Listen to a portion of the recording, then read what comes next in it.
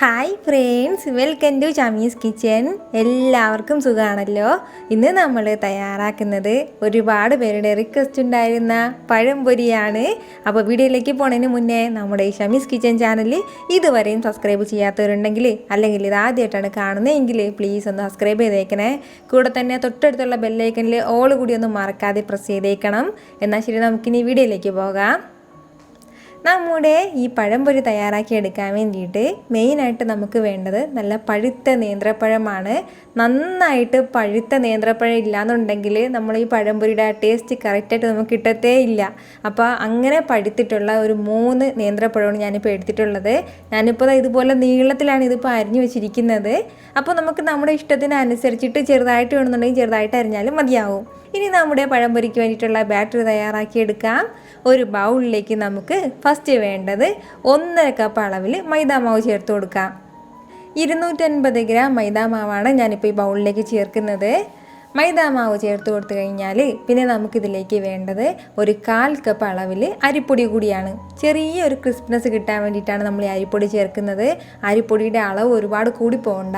കൂടിപ്പോയാൽ എന്ത് പറ്റുമെന്ന് വെച്ചാൽ നല്ല ഹാർഡായി പോവും നമ്മുടെ ഈ പഴംപൊരി. അതിൻ്റെ പേരിലാണ് അരിപ്പൊടിയും ചേർത്ത് കൊടുത്തതിന് ശേഷം പിന്നെ നമുക്കിതിലേക്ക് വേണ്ടത് ഒരു 1/4 ടീസ്പൂൺ അളവിൽ മഞ്ഞൾപ്പൊടി കൂടിയാണ്. അപ്പോൾ ലൈറ്റായിട്ടുള്ളൊരു മഞ്ഞ കളർ കിട്ടും നമ്മുടെ പഴംപൊരിക്ക്, അതിന് വേണ്ടിയിട്ടാണ്. പിന്നെ നമുക്കിതിലേക്ക് വേണ്ടത് കുറച്ച് പഞ്ചസാര കൂടിയാണ്. മാവിന് മാത്രം ടേസ്റ്റിനനുസരിച്ചിട്ടുള്ള പഞ്ചസാര കൂടി ചേർത്ത് കൊടുക്കാം. ഒരു 2 ടേബിൾ സ്പൂൺ അളവിൽ പഞ്ചസാരയും കൂടി ചേർത്ത് കൊടുക്കുകയാണ്. അപ്പോൾ ഈ പഞ്ചസാരയും ചേർത്ത് കൊടുത്തതിന് ശേഷം പിന്നെ നമുക്കിതിലേക്ക് വേണ്ടത് ഒരു പിഞ്ചളവിൽ ഉപ്പും കൂടി.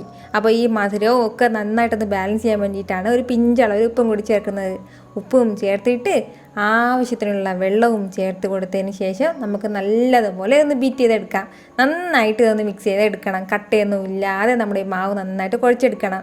എപ്പോഴും മാവ് നമ്മൾ തയ്യാറാക്കുമ്പോൾ പ്രത്യേകം ശ്രദ്ധിക്കേണ്ട ഒരു കാര്യം എന്ന് വെച്ചാൽ നല്ല കട്ടിയായിട്ടുണ്ടായിരിക്കണം.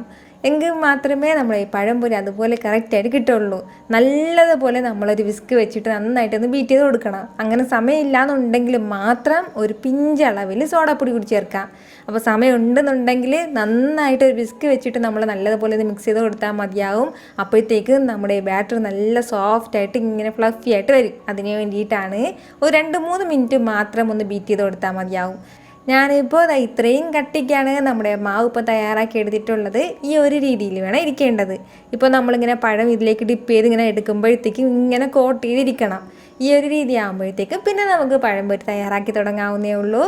പ്രത്യേകം ശ്രദ്ധിക്കേണ്ട ഒരു കാര്യമാണ്, എപ്പോഴും നമ്മൾ പഴംപൊരി തയ്യാറാക്കുമ്പോഴത്തേക്കും എണ്ണ നല്ല പോലെ ചൂടായിട്ടുണ്ടായിരിക്കണം. എണ്ണ നന്നായിട്ട് ചൂടായാലും മാത്രമേ ഈ പഴംപൊരിയെല്ലാം ഇങ്ങനെ ഫ്ലഫി ആയിട്ട് പൊങ്ങി വരുള്ളൂ. അപ്പോൾ അതിന് വേണ്ടിയിട്ടാണ് ഞാനിപ്പോൾ മീഡിയം ഫ്ലെയിമിൽ നിന്നും ഒരല്പം കൂടി കൂട്ടി വെച്ചിട്ടുണ്ട്. എന്നാൽ നല്ല ഹൈ ഫ്ലെയിമിൽ ഞാനിപ്പോൾ വെച്ചിട്ടില്ല. മീഡിയത്തിൽ നിന്നും ഒരല്പം മാത്രമേ കൂട്ടി വെച്ചിട്ടുള്ളൂ.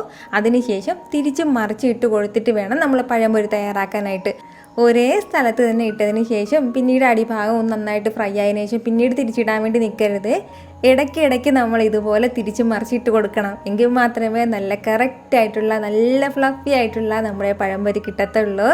ഇപ്പം കാണുമ്പോൾ തന്നെ അറിയാമല്ലോ, നല്ല സോഫ്റ്റും നല്ല ക്രിസ്പിയുമായിട്ടുള്ള നമ്മുടെ പഴംപൊരി ഇപ്പോൾ നല്ല സൂപ്പറായിട്ട് റെഡി ആയിട്ടുണ്ട്.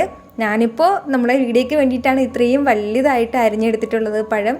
അല്ലാന്നുണ്ടെങ്കിൽ ഇത് 2ആയിട്ട് കട്ട് ചെയ്തിട്ടാണ് ഞാൻ പൊരിച്ചെടുക്കുന്നത്. അപ്പോൾ അതൊക്കെ നമ്മുടെ ഇഷ്ടത്തിനനുസരിച്ചിട്ട് പഴമൊക്കെ കട്ട് ചെയ്തെടുത്താൽ മതിയാവും.